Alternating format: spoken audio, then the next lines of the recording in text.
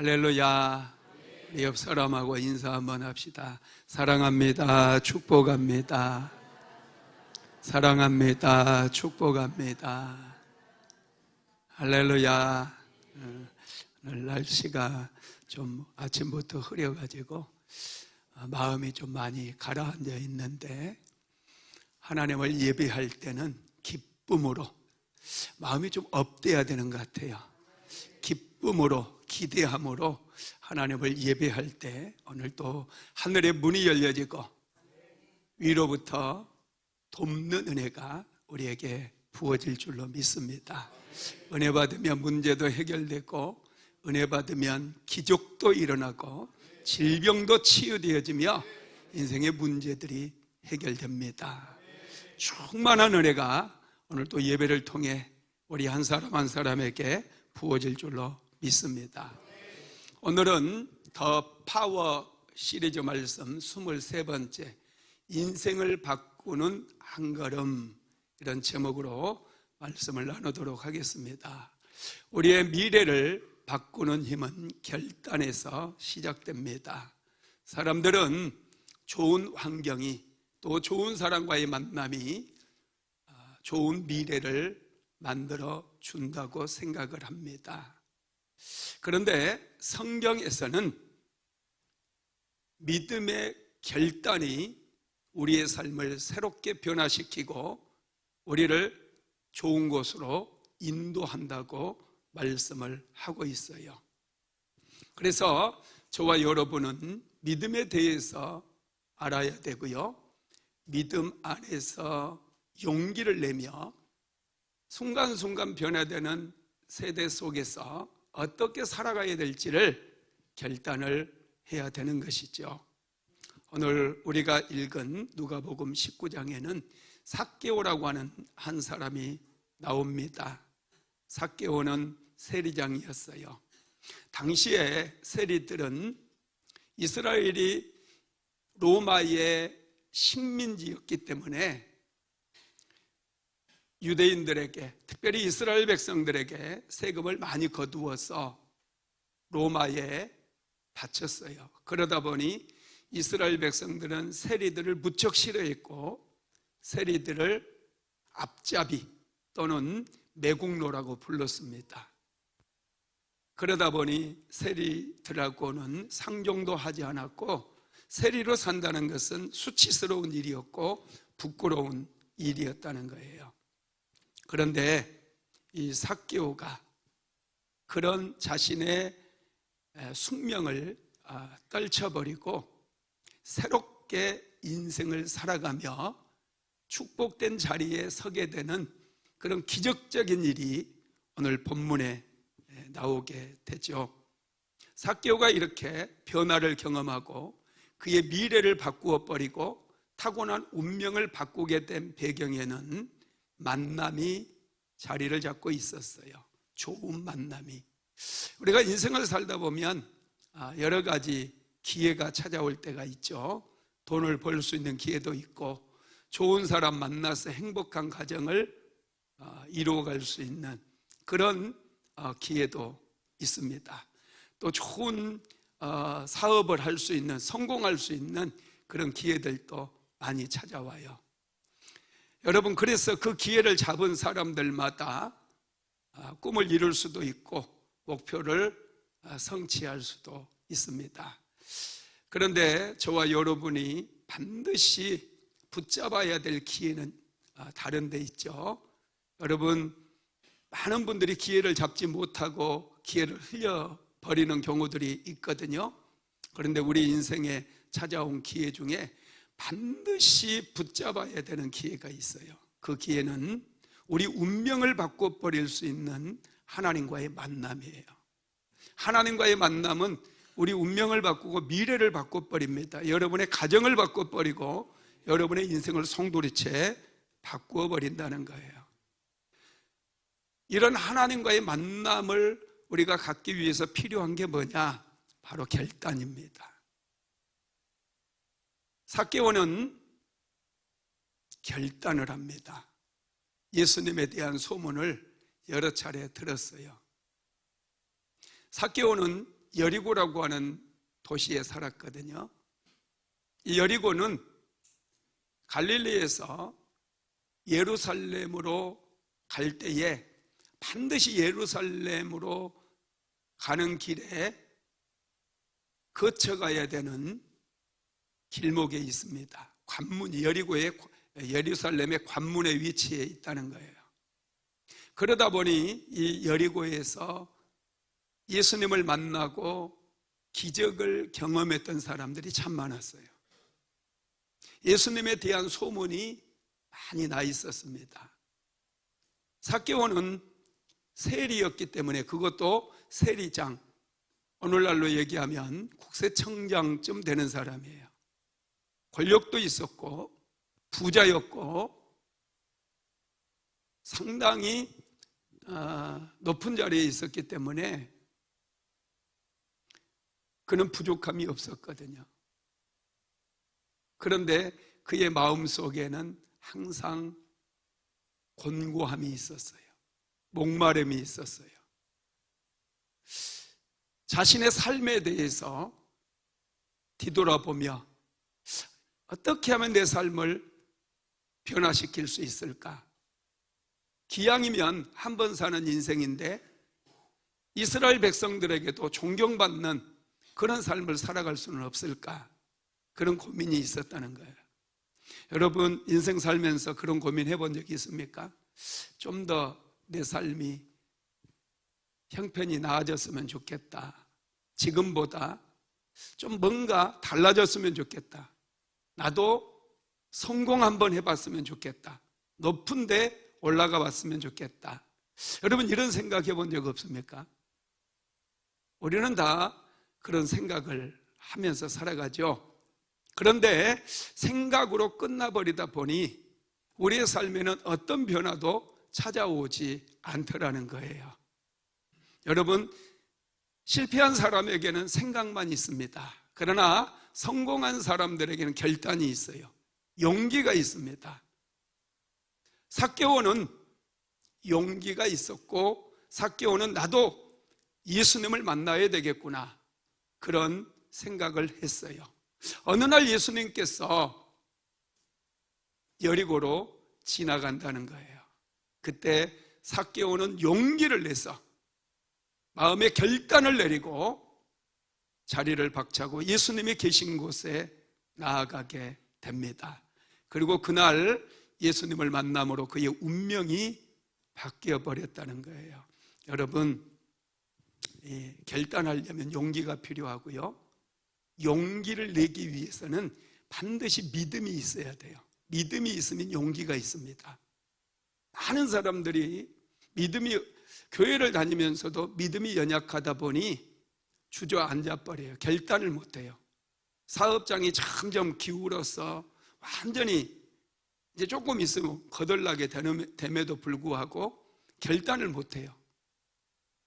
여러분, 믿음으로 우리는 결단을 해야 될 때가 있어요. 안 되는 사업장은 정리를 해야 돼요. 죄 가운데 있는 사람은 더 이상 죄에 빠져서는 안 돼요. 음란한 상황 가운데 계속해서 머물러 있으면 큰일 납니다. 돌이켜야죠. 결단해야죠. 하나님께서 싫어하는 일 하고 있는 분들 결단하세요. 믿음으로 결단하세요. 끊어버리세요. 죄의 끈을 끊어버리세요. 그러면 하나님과의 만남이 이루어지게 되고 은혜를 받을 수가 있게 되는 거예요. 결단하지 못해서 폭포에 떠내려가 버리듯이 우리 인생이 끝없이 추락하는 그런 일들이 많아진다는 거예요. 비웃음거리가 되고 조롱거리가 되는 분들이 아주 많아요. 앤서니 라빈스라고 하는 분이 쓴 책, 내 안에 잠든 거인을 깨우라, 이런 책이 있어요. 이 책에 보면은 나이아가라 증후군이라고 하는 말이 나오는데 60쪽 한번 읽어봅시다. 인생을 강물에 비유해 보자. 대부분의 사람들은 어디로 가겠다는 구체적인 결정을 하지도 않은 채 그냥 인생의 강물에 뛰어든다. 얼마 내려가지 않아서 그들은 여러 가지 사건, 두려움, 도전 등 이런저런 일에 맞닥뜨리게 된다. 그들은 더 큰 강으로 들어가는 분기점에서 또 어디로 가기를 바라는지 또는 어느 방향으로 가야 좋은지 의식적으로 결정하지 못한다. 그들은 그냥 물줄기를 따라 흘러갈 뿐이다. 그들은 자신의 가치관이 아닌 사회적 환경에 휘둘리는 집단의 일원이 된다. 결과적으로 그들은 잘못되어 가고 있음을 느낀다. 이렇게 무의식적인 상태로 살다가 어느 날 갑자기 물살이 빨라지고 요동치는 소리에 놀라 깨어나게 된다. 그리고 그때 바로 몇 미터 앞에 나이아가라 폭포가 있음을 발견하지만 배를 강변으로 저어갈 로조차 갖고 있지 않다. 그제야 아 하고 한탄하지만 때는 이미 늦었다. 그들은 물과 함께 폭포의 낭떠러지로 추락한다. 때로 그것은 감정의 추락이기도 하고 신체적인 추락 또는 경제적인 추락이 될 수도 있다. 살면서 어떤 도전을 받고 있더라도 상류에 있을 때 좀 더 나은 결단을 내렸더라면 추락은 면할 수 있었을 것이다. 아멘. 앤서니 라빈스가 사람들이 결단을 해야 될 때 결단하지 못함으로 더 깊은 수렁에 빠져버리는 경우들이 많다는 거예요. 헤어나올 수 없는 그런 환경으로 휩쓸려 가버릴 때가 많다는 거예요. 그래서 앤서니 라빈스는 우리에게 이런 도전을 하죠. 61쪽 한번 같이 읽어봅시다. 지금 거세게 흐르는 강물에 빠진 채 흘러가고 있다면 어떻게 해야 할 것인가? 미친 듯이 노를 저어 새로운 방향으로 나아가든지 아니면 새로운 계획을 세워야만 한다. 진정으로 가고 싶은 곳을 위해 코스를 정하고 그 길을 따라가면서 좋은 결단을 내릴 지도를 찾고 계획을 세워야 한다. 아멘. 침체되어 있고 사업장이 손님이 발길이 뜸해지고 점점 안 되고 그러면 빨리 하나님 앞에 무릎 꿇고 기도하면서 결단을 내려야 된다는 거예요. 용기를 내야 된다는 거예요. 정리해야 될 때 정리하지 못함으로 인해서 어려움을 겪는 분들 정말 많습니다. 부적절한 관계를 빨리 정리를 해야 될진데 정리하지 못해가지고 망신을 당하고 비웃음거리가 되어지고 조롱당하는 그런 인생들도 정말 많지 않습니까? 여러분, 그렇습니다. 인생에는 변화를 위해서 때로는 결단해야 돼요. 저도 인생을 살다 보니 이 가난이 짓눌러가지고 정말 힘들었을 때가 있어요. 아무리 고민하고 생각해도 해답을 찾을 수가 없었어요. 그래서 믿음으로 결단을 했습니다. 하나님께 복을 받으리라. 하나님께서 주신 은혜를 받으리라. 그리고 매일마다 엎드려서 하나님께 기도했어요. 하루 3시간씩 하나님 나를 축복하여 주옵소서. 나에게 복을 내려 주옵소서. 저는 하나님께 복을 받는 게 빠르더라고요. 내 인생 제대로 한번 세워보려고 그렇게 힘쓰고 애쓰고 밤잠을 설치면서 수고했지만 얻어진 것이 없었어요. 그러나 하나님께 받으니 세워지기 시작하고 채워지기 시작하고 풍족해지기 시작하더라는 거예요. 할렐루야. 여러분 결단하게 되기를 예수님의 이름으로 축원합니다. 용기를 내기 위해서 결단하기 위해서 용기가 필요한데 용기를 내기 위해서 필요한 것이 믿음입니다. 오늘 우리가 읽은 본문에 보면은 결단을 통해서 운명을 바꾼 삭개오 이야기가 나오는데 한번 같이 살펴봅시다. 누가복음 19장 1절에서 4절 같이 읽어봅시다. 예수께서 여리고로 들어가 지나가시더라. 삭개오라 이름하는 자가 있으니 세리장이요 또한 부자라. 그가 예수께서 어떠한 사람인가 하여 보고자 하되 키가 작고 사람이 많아 할 수 없어 앞으로 달려가서 보기 위하여 돌무화가 나무에 올라가니 이는 예수께서 그리로 지나가시게 되밀어라. 아멘. 삭개오라고 하는 이름의 뜻은 순결이라는 뜻이에요. 아버지가 아들을 낳고 어떤 이름을 지어줄까 고민을 하다가 순결이라고 하는 이름을 지었어요. 그 이름 속에는 아버지의 소망이 담겨 있을 거예요. 정직하게 살고 순결하게 살면서 많은 사람들을 돕는 인생을 살아라, 이런 소망이 담겨 있을 거예요. 저는 이름이 박찬선이잖아요. 제가 이름을 한자로 풀어보면 도울 찬자, 착할 선자예요. 다른 사람을 도우며 착하게 살아라, 이런 소망을 담아서 저에게 이름을 주어졌을 거예요. 그런데 저는 제 이름이 너무 싫더라고요. 찬선, 이름이 무슨 찬선이야. 이거 여자 이름 같기도 하고 남자 이름 같기도 하고 아리까리한 이름이에요. 이름 굉장히 싫었거든요. 그래서 하나님께 기도했어요. 하나님, 제 이름에 의미를 부여해 주세요. 그랬더니 하나님께서 바로 응답해 주시더라고요. 그래서 제 이름의 의미가 뭐냐 하면 하나님을 찬송하도록 선택받은 목사, 박찬선 목사. 할렐루야. 하나님을 찬송하도록 선택받은 박찬선 목사. 야, 이름이 너무 좋지 않습니까? 야, 의미 부여가 또 중요한 것 같아요.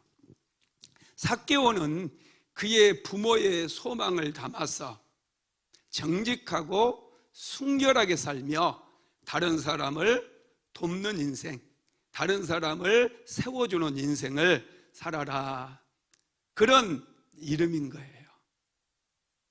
여러분, 그런데 아버지의 바람과는 정반대의 삶을 삽니다. 삭개오는 세리장이라고 그랬죠. 세리장은 당시에도 막강한 권력이 있었어요. 삭개오는 부자였어요. 2절에 보면은 삭개오라 이름하는 자가 있으니 세리장이요 또한 부자라 그랬어요. 소문난 부자였다는 거예요. 그리고 삭개오는 키가 작았어요. 다른 사람보다 키가 많이 작았던 것 같아요. 삭개오는 여리고에 살고 있었어요. 굉장히 좋은 도시거든요. 여리고는 당시에 관세청이 있을 정도로 무역이 아주 성했던 그런 장소예요. 중개무역도 있고 그러다 보니 세금도 많이 걷는 그런 무역 도시였다는 거예요. 그런 도시에서 삭개오는 정말 부자로 잘 살았어요. 그런데 문제는 사람들의 손가락질입니다. 매국노라고 불렀어요. 부끄러워서 사람들과 대화도 나눌 수가 없어요. 늘 혼자였습니다. 삭개오가 예수님에 대한 소문을 들어요.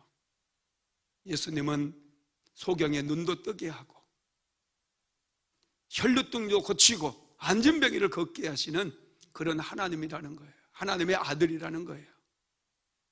그 소문을 듣고 삭개오는 자기의 삶을 깊이 묵상하고 생각하기 시작합니다. 자기의 미래에 대해서 생각하고 어떻게 하면 나의 운명을 좀 바꿀 수 있을까? 비웃음거리로, 조롱거리로 이스라엘 백성들의 먹거리가 되었는데 어떻게 하면 나도 좀 변화될 수 있을까? 그런 고민을 한 거예요. 그러다가 예수님에 대해서 알게 되어지고 나도 저분을 만난다면 내 인생이 달라지고 내 미래가 달라지지 않을까? 이런 생각을 하게 된 것이죠. 어느 날 예수님께서 여리고에 오셨다는 거예요. 그리고 지금 지나가고 있다는 거예요. 삭개오는 지금까지 예수님을 한 번도 만나본 적이 없거든요. 기적을 행하시는 분, 병을 고치시는 분, 그런 얘기만 들었을 뿐 한 번도 만나본 적이 없어요. 그런데 마침 예수님께서 여리고로 지나간다는 얘기를 듣자마자 그는 결단을 합니다. 그리고 세관의 앉아있던 자리에서 벌떡 일어납니다. 예수님이 계신 곳으로 뛰어가기 시작했어요. 여러분, 믿음은 용기를 끌고 옵니다. 삭개오는 예수님을 믿었어요.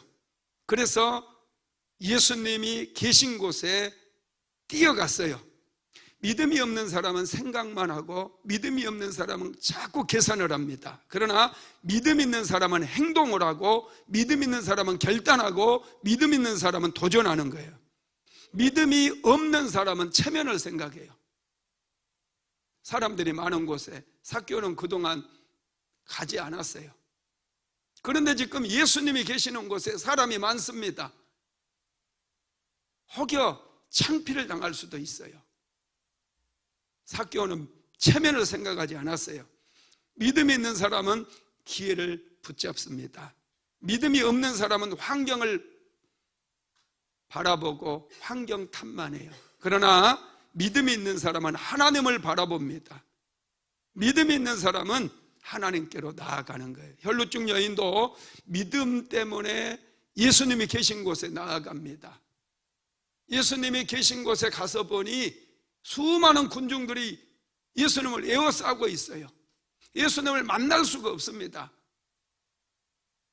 믿음이 없었다면 포기했을 거예요. 다음에 예수님이 오시면 고쳐달라고 부탁하지. 아마 집으로 돌아갔을 겁니다. 그러나 혈루증 여인은 믿음이 있었어요.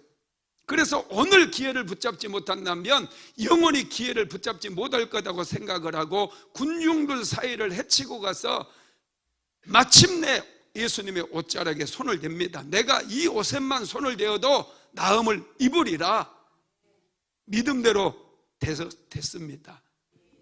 여러분, 소경 바디메오 역시 마찬가지예요. 믿음이 있었어요. 예수님을 만나면 자기의 눈이 열려질 것을 믿었어요.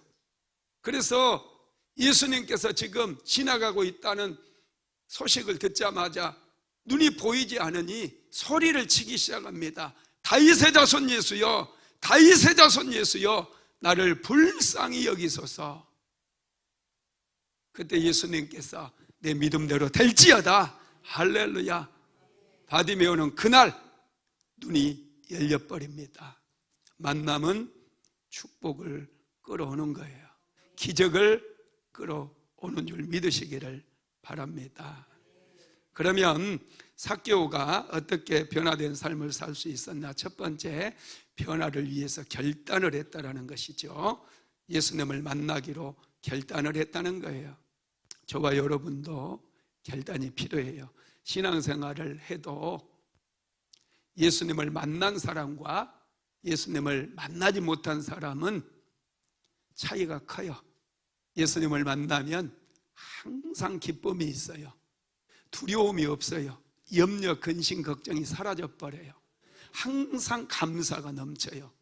많은 사람들이 예수님을 만나지 못하다 보니 신앙생활이 재미가 없어요. 그냥 기도를 해도 찬양을 해도 형식적이에요. 그런데 예수 그리스도를 만나고 나면 하루하루 삶이 얼마나 역동이 있는지 몰라요. 감격이 있어요. 느껴져요. 하나님의 사랑이 느껴져요. 내 기도가 응답받는 거예요. 삶의 기적이 일어나는 거예요. 삭개오는 변화를 결단을 했어요.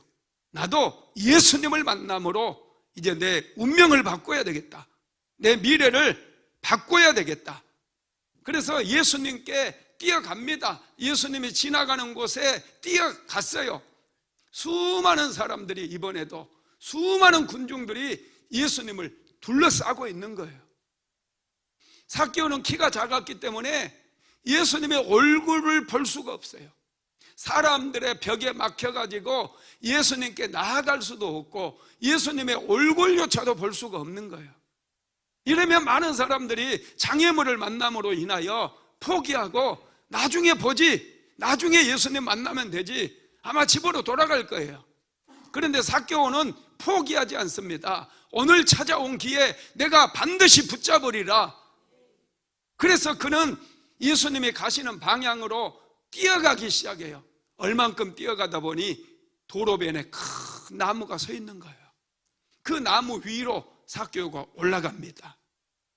여러분, 기회는 사라져버릴 때도 많아요. 그러나 기회가 찾아왔을 때 붙잡는 사람들은 달라요. 의지가 있어요. 오늘 예수님을 만나야 되겠다 결단을 했다면 여러분 반드시 장애물에 굴하지 마시고, 장애물이 찾아와도 돌파하시고 예수님을 만나게 되기를 예수님의 이름으로 축복합니다. 이제 여름 수련회가 얼마 남지 않았어요.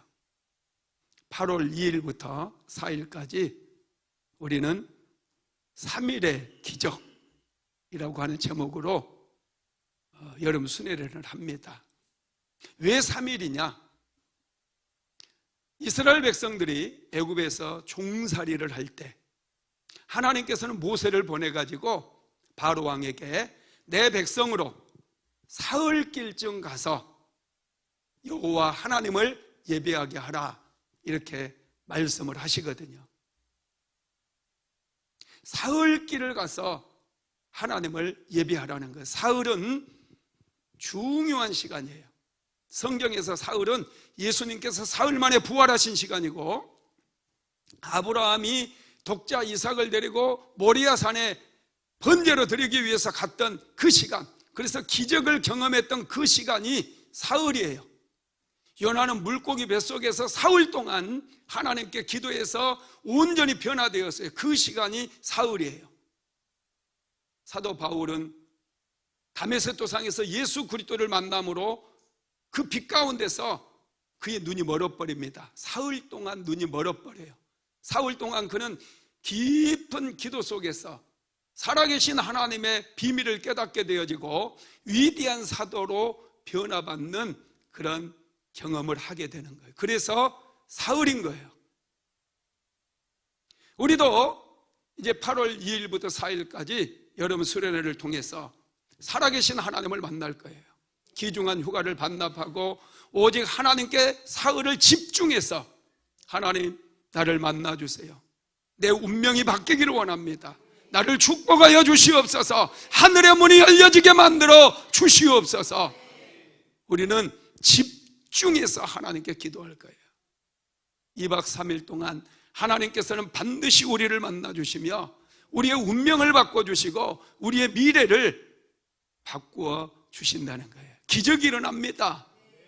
할렐루야! 역사가 일어납니다. 삭개오는 결단을 했어요. 결단을 했을 때 첫 번째로 기회를 붙잡습니다. 자, 누가복음 19장 3절에서 4절 같이 읽어봅시다. 그가 예수께서 어떠한 사람인가 하여 보고자 하되 키가 작고 사람이 많아 할 수 없어 앞으로 달려가서 보기 위하여 돌무화과 나무에 올라가니 이는 예수께서 그리로 지나가시게 되밀어라. 아멘.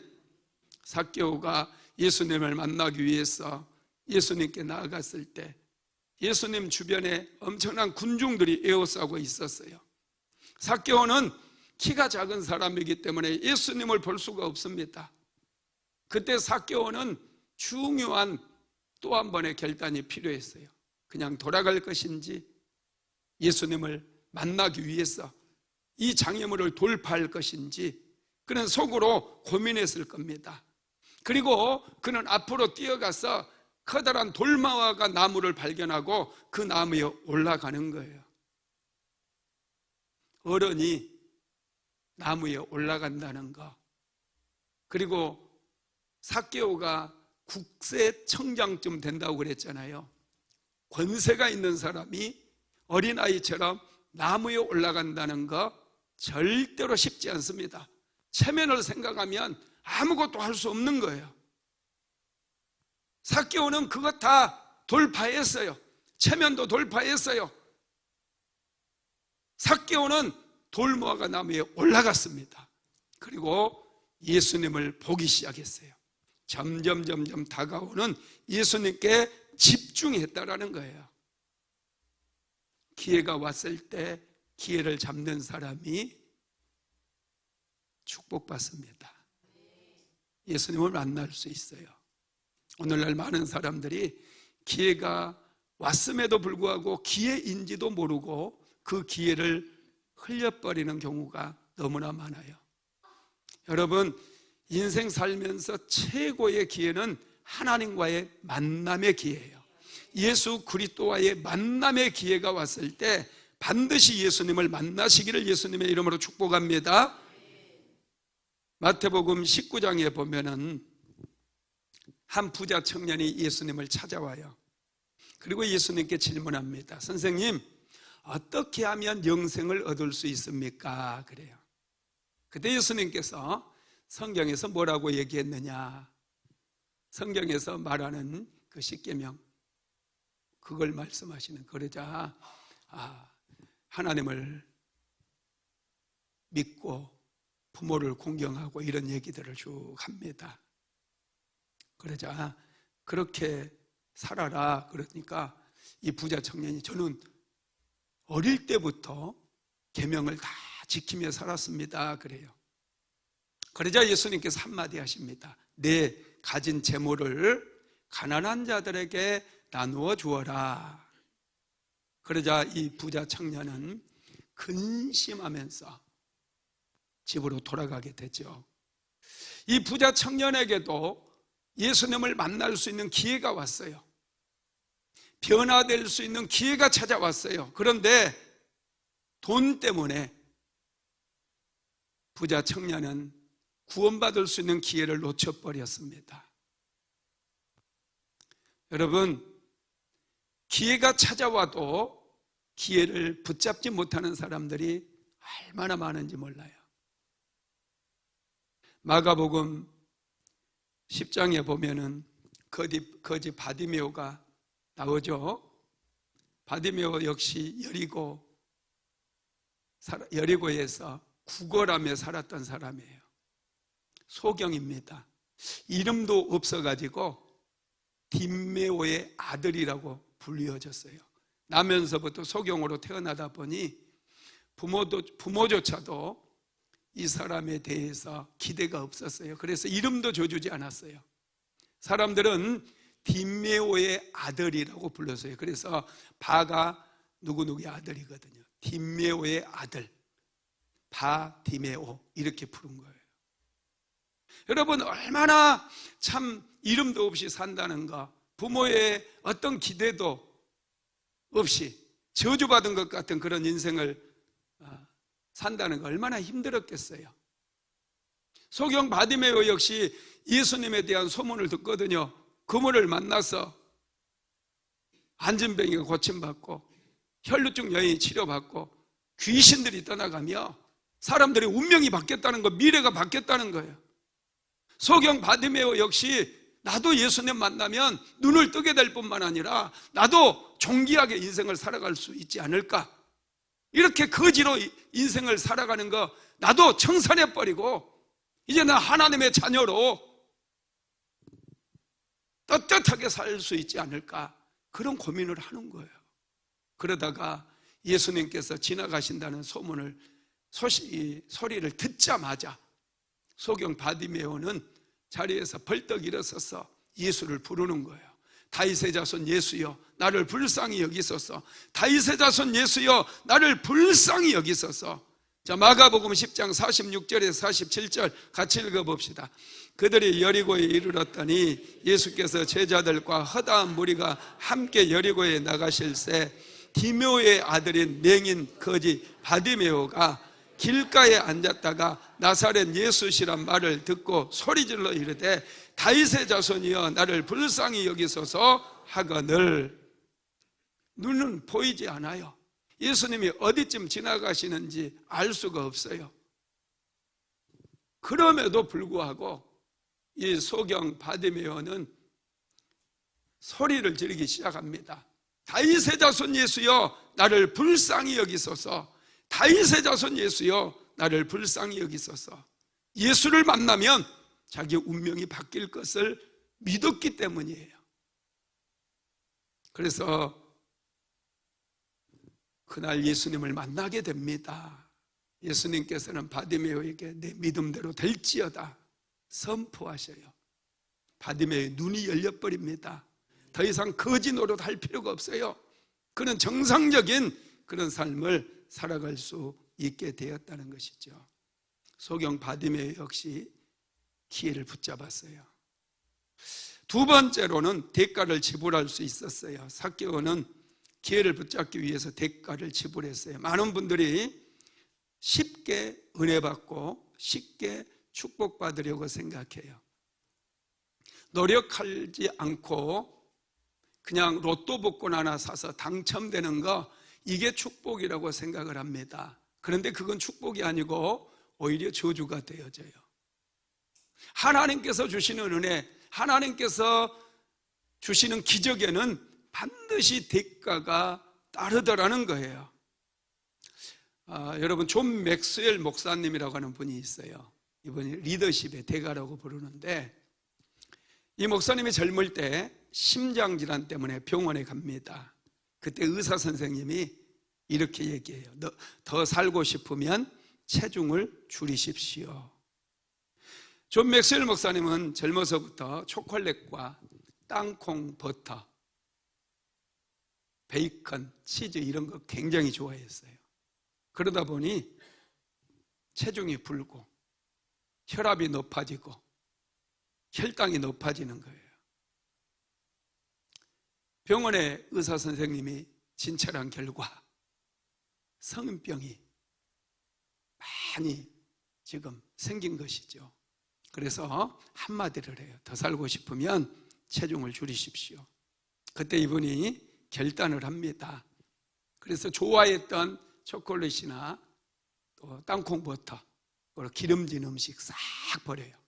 그리고 식단을 조절하고 식단 관리를 합니다. 몇 년을 그렇게 했더니 몸이 정상적으로 돌아왔어요. 그래서 수많은 책을 쓰고 전 세계를 다니며 리더십에 대한 강의를 하게 되었어요. 건강을 위해서도 대가를 지불하니 다시 건강이 돌아왔어요. 저와 여러분의 인생이 반듯하게 세워지고 미래가 제대로 세워지고 운명이 바뀌기를 소망한다면 그냥 앉아서는 되어지지 않습니다. 뭔가 영적인 영역에 결단이 필요해요. 저도 하나님 앞에 기도하리라. 하나님 앞에 기도해서 반드시 이 실패의 인생을 정리해 버리리라. 나도 하나님 앞에 은혜도 받고 축복을 받으며 목사로서 많은 영혼들을 세우고 살리고 죽어가는 영혼들, 잠자는 영혼들을 깨우는 일을 하리라 결단했어요. 그리고 매일마다 기도했어요. 하나님께서는 은혜를 내려주셨다라는 거예요. 삭개오는 예수님을 따르리라, 예수를 믿고 내 운명을 바꾸리라 결단을 했던 것이죠. 세 번째로 결단하게 되면 용기 있게 행동할 수 있게 되죠. 많은 사람들이 용기가 부족해요. 믿음이 약하다 보니 용기가 없어요. 그래서 결단을 못합니다. 우유부단해져요. 그냥 술에 물 탄 듯, 물에 술 탄 듯, 목사님은 왜 자꾸 저런 말씀 하시나, 그냥 이대로 살다 죽게 내버려 두세요. 이렇게 사시는 분들이 많다는 거예요. 여러분, 인생은 그렇게 살기엔 너무나 아까워요. 여러분의 인생은 딱 한 번뿐이에요. 절대로 다시 태어나면 이렇게, 그런 말을 아예 쓰레기통에 버리세요. 하지 마세요. 지금 현재가 중요해요. 지금 현재 내 삶이 중요하고, 내가 이번 생에 잘 살지 못하면 지옥이에요. 끝장나는 거예요. 인생 잘 살아야 돼요. 하나님께서 한 번 주신 인생이에요. 이 한 번 주신 인생 부끄럽지 않게, 참 인생 더럽게 사는 분들도 많습니다. 그런데 그렇게 살면 안 돼요. 정직하고 하나님의 영광을 위해서 하나님을 예배하며 찬양하며 기뻐하며 행복한 가정도 세우고 자녀들도 잘 키워내고, 그렇게 인생을 살아야죠. 교회도 세우고 다른 사람의 인생을 돌아보고 그들을 위해서 기도해주며 그들을 세우는 복된 인생 살아야죠. 쓰레기 같은 인생, 맨날 다른 사람 사기칠 생각이나 하고 다른 사람 수렁에 빠뜨려가지고 그 사람 딛고 일어설 생각하고 그렇게 인생을 살아서 되겠습니까? 우리는 그리스도인이에요. 우리는 예수 믿는 사람들이에요. 하나님의 자녀예요. 하나님의 자녀로서 품위 있게 살려면 결단이 필요하고, 결단하기 위해서 용기가 필요하다는 거예요. 용기를 내시기 바랍니다. 기시미 이치로라고 하는 일본의 심리학자가 있는데, 이분이 쓴 책 중에 미움받을 용기라고 하는 책이 있어요. 이 책에 보면은 열등감에 빠진 한 청년이 오스트리아 심리학자 알프레드 아들러라고 하는 철학자를 찾아가서 인생 상담하는 내용으로 이렇게 책이 기술이 되어 있습니다. 이 알프레드 아들러가 청년에게 이제 자네가 변하지 않는 것은 스스로 변하지 않겠다고 결심했기 때문이라고 말하면서 이 청년이 불행하게 살아가는 원인에 대해서 말을 하는 부분이 나오는데, 미움받을 용기 63페이지 한번 같이 읽어봅시다. 시작. 자네가 불행한 것은 과거의 환경 탓이 아니네. 그렇다고 능력이 부족해서도 아니고 자네에게는 그저 용기가 부족할 뿐이야. 말하자면 행복해질 용기가 부족한 거지. 많은 사람들이 자신의 불행의 원인을 조상 탓으로 돌려요. 부모를 잘못 만나서. 어떤 초등학생이 꿈을 적어내라고 하니까요, 자기 꿈은 재벌 2세라는 거예요. 그런데 자기 아버지가 노력을 안 한대. 여러분도 재벌 2세가 꿈인가요? 부모에게 빨리 노력해서 재벌 되라고 하세요. 많은 사람들이 남의 탓해요. 부모 탓하고 환경 탓하고. 그런데 정말 그 유명한 이 알프레드 아들러라고 하는 이 심리학자는 환경 탓도 아니고 능력이 부족해서도 아니고 용기가 부족해져서, 용기가 부족하기 때문에 행복하지 못하다는 거예요. 용기는 고난을 헤쳐갈 수 있는 힘을 공급해줘요. 그런데 용기의 기초가 되는 것이 믿음이에요. 우리가 예수님을 믿잖아요. 하나님을 믿잖아요. 그러면 어떤 상황 속에서도, 어떤 고난 속에서도 힘을 얻을 수 있어요. 용기를 낼 수 있어요. 한번 해보자. 까이까 한번 부딪혀보자. 까이까 도전해보자. 망하기야 더 하겠느냐 하면서 다시 한번 일어선다는 거예요. 여러분, 하나님께서 도와주시면 우리는 다시 일어설 수 있음을 믿으시기 바랍니다. 삭개오는 용기가 있었어요. 예수님을 속으로 믿으니 용기가 생겨서 장애물을 만나도 포기하지 않아요. 나무에 올라갑니다. 그래서 결국에는 예수님과의 만남이 이루어진 거예요. 르네상스 시대를 열었던 인물 중에 브루넬리스키라고 하는 유명한 조각가가 있어요. 이분이 피렌체에 살았거든요. 피렌체에서 1401년에 온 유럽에 흑사병이 돌 때 여러분 아시죠? 수많은 사람들이 죽었고 유럽 인구의 거의 60%가 죽었다고 그래요. 그 흑사병이 이제 끝난 것을 기념해 가지고 그 유서 깊은 세례당, 세례를 주는 그 세례당이 있거든요. 그곳에 청동문을 달아서 하나님께 감사의 마음을 표현하려고 했습니다. 그래서 이 피렌체에서 청동문을 공모전을 열어요. 그때 이 브루넬리스키라고 하는 사람도 이 청동 작품에 출품을 하고,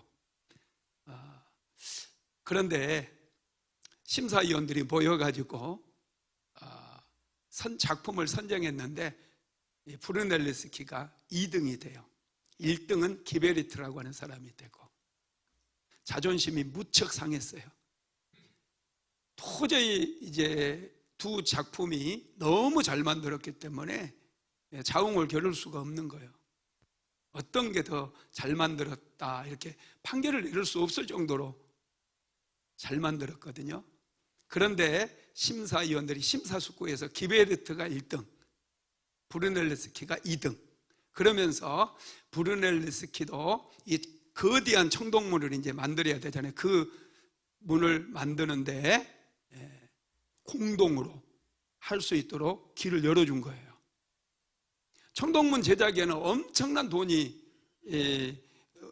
모였기 때문에 제작한다니까 막 사람들이 엄청나게 헌금을 해가지고 큰 돈이 모였거든요. 그래서 공동 제작자가 되기만 해도 큰 돈을 벌 수 있는데 브루넬스키는 과감하게 버려버립니다. 그리고 자기보다 14살 어렸던 도나텔로라고 하는 조각가 이제 후보생인데 데리고 로마로 가버려요. 그리고 로마의 건축 양식을 공부하기 시작해요. 당시에 로마에서는 이런 소문이 들렸대요. 피렌체에서 온 2명의 젊은 미치광이가 로마 이곳저곳을 땅을 파 뒤집고 있다. 로마에는 당시에 그 고대 건축물들이 다 무너져 버렸대요. 침략을 받으면서. 그래서 남아있는 게 별로 많지를 않아서 로마 건축을 연구한다는 게 굉장히 힘들었다는 거예요.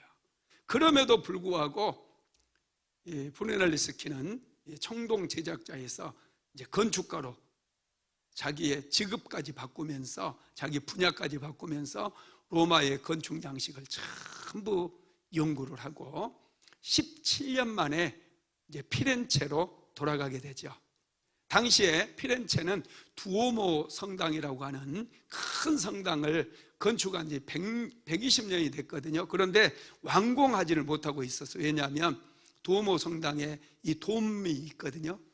여러분들 많이 보셨을 거예요. 약간 붉은색 벽돌처럼 돼 있는 돔, 두오모 성당 굉장히 유명합니다. 제가 직접 가서 봤는데요.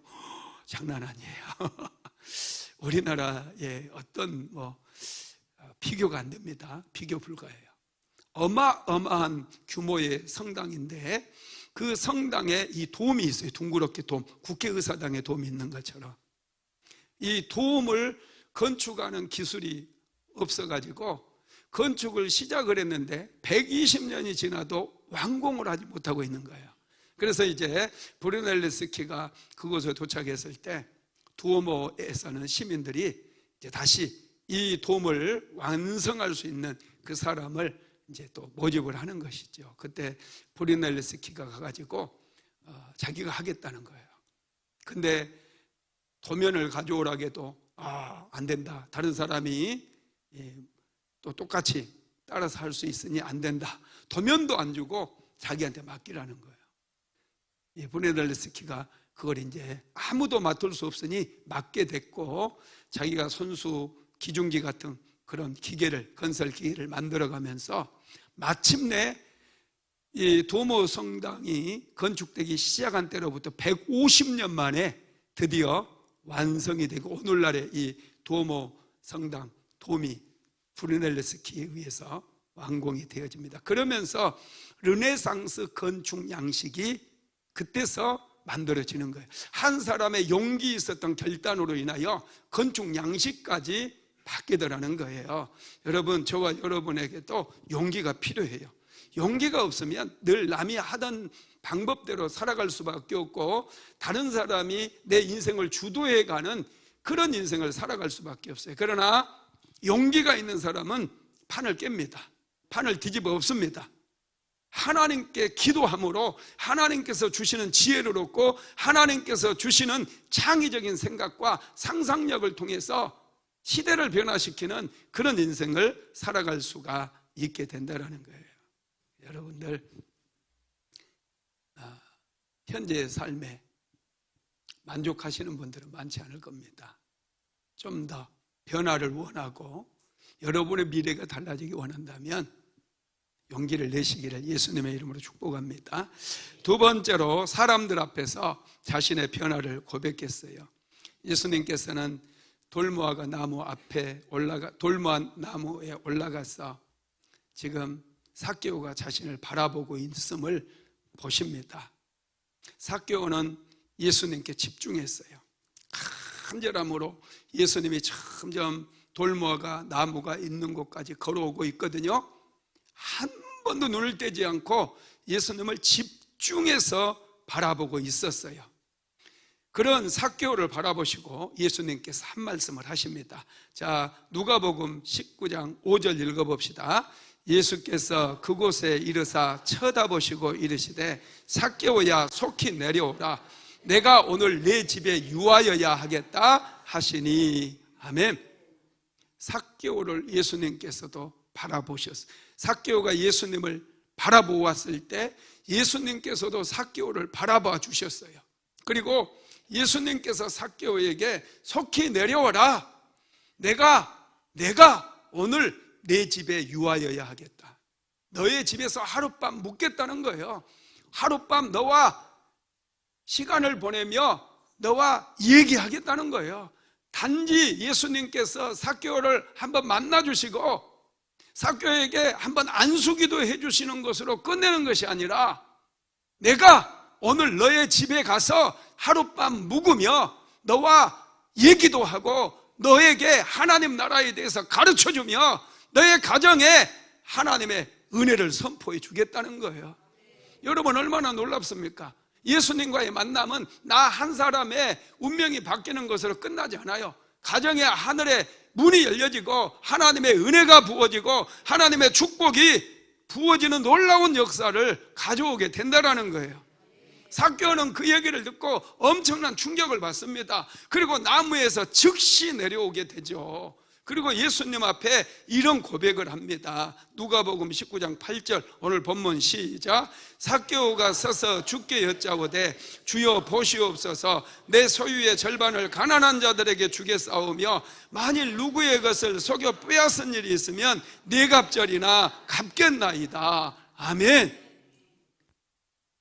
예수님께서 삭개오를 이름을 불러주셨어요. 예수님은 삭개오는 지금 예수님 오늘 처음 만나는 거거든요. 한 번도 예수님을 만난 적이 없어요. 할렐루야. 예. 그런데 예수님께서 삭개오의 이름을 불러주셨다는 거예요. 삭개오의 이름을 불러주시니 삭개오는 엄청난 감동을 받은 거예요. 그래서 삭개오가 그 자리에서 변화되어 버린 거예요. 그래서 삭개오는 주여 보시옵소서 내 소유의 절반을 가난한 자들에게 주겠사오며 만일 누구의 것을 속여 빼앗은 일이 있으면 4배로 갚겠나이다. 여러분 놀랍지 않습니까?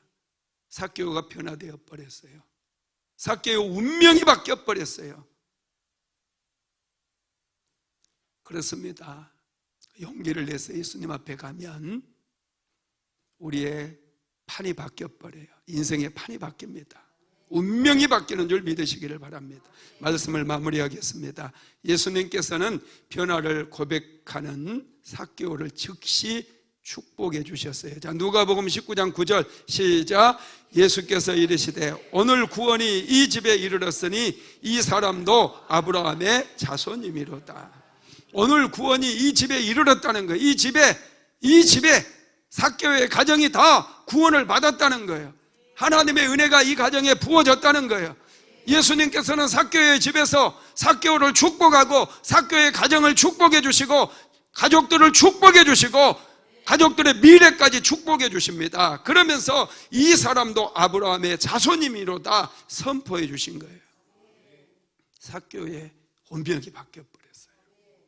여러분 예수님은 오늘 구원이 이 집에 이르렀도다 그래서 오늘이 중요해요. 오늘이 2026년 6월 21일이에요. 오늘 여러분들의 가정에 구원이 선포되고 은혜가 선포되고 축복이 선포되고 기적이 선포되기를 예수님의 이름으로 축복합니다. 삭개오는 변화를 갈망했어요. 그래서 예수님께 나아갔습니다. 장애물에 멈추지 않았어요. 장애물을 돌파하고 무화과 나무에 올라갔어요. 돌무화과 나무에 올라가서 결국 그는 예수님을 만나게 되었고 이 만남을 통해서 놀라운 변화와 축복을 받아 누릴 수 있었다라는 거예요. 여러분의 삶에도 이런 놀라운 역사가 일어나게 되기를 예수님의 이름으로 축복합니다. 인생은 결단에 의해서 때로는 변화된다고 하셨습니다. 사랑하는 성도들에게 믿음을 더하여 주셔서 용기를 내게 만들어 주시고 인생을 바꾸는 한 걸음을 뗄 수 있도록 주님 축복하여 주시옵소서. 오 주여, 삭개오의 운명을 바꾸어 주셨던 주님, 소경 바디메오의 눈을 열어서 인생을 치료하셨던 하나님, 오늘 우리에게도 만남의 축복이 일어나기를 간절히 소망합니다. 사모하는 심령마다 우리 주 예수 그리스도를 보게 만들어 주시고 하나님의 음성을 들을 수 있도록 귀가 열려지게 하옵소서. 오 주여 임하소서. 질병으로 고통당하는 모든 심령들 오늘 이 시간 예수 그리스도 이름으로 치유되고 회복될지어다. 예수의 이름으로 질병은 떠나갈지어다. 예수의 이름으로 질병은 떠나갈지어다. 더러운 귀신들도 사랑하는 성도들의 앞길을 막고 있으며 성도들의 인생을 회방하고 방해하는 더러운 어둠의 권세들도 내가 나사렛 예수 그리스도 이름으로 명령하노니 묶임을 받고 떠나갈지어다. 묶임을 받고 떠나갈지어다. 묶임을 받을지어다. 예수의 이름으로 묶임을 받고 떠나갈지어다. 오 주님 마음껏 축복하여 주옵소서. 가정에 하늘의 문이 열려지게 하옵소서. 삭개오의 집에 신방하신 예수님 오늘 사랑하는 성도들의 가정마다 찾아가 주셔서 가정에 하늘의 문을 열어주시고 가정을 축복하여 주시고 가정이 살아나게 하시고 회복되게 만들어 주시고 세워지게 만들어 주시옵소서. 오 주님을 찬양합니다. 주님을 찬양합니다. 홀로 영광받아 주시옵소서. 예수님의 이름으로 기도드렸습니다. 아멘. 지금은 우리 구주 예수 그리스도의 무한하신 은혜와 아버지 하나님의 극진하신 사랑하심과 보혜사 성령 하나님의 감동감화 내주 교통 인도 충만케 하시는 역사가 오늘도 인생을 바꾸는 한 걸음을 떼기를 간절히 소망하는 하나님의 모든 권속들이에 특별히 오늘 예배에 참석한 사랑하는 모든 성도들 머리 위에 우리 순복음 안디옥 교회 위에 유튜브로 함께 예배한 모든 성도들 머리 위에 가정과 직장과 사업장 위에 이제로부터 영원토록 함께 있을지어다. 아멘.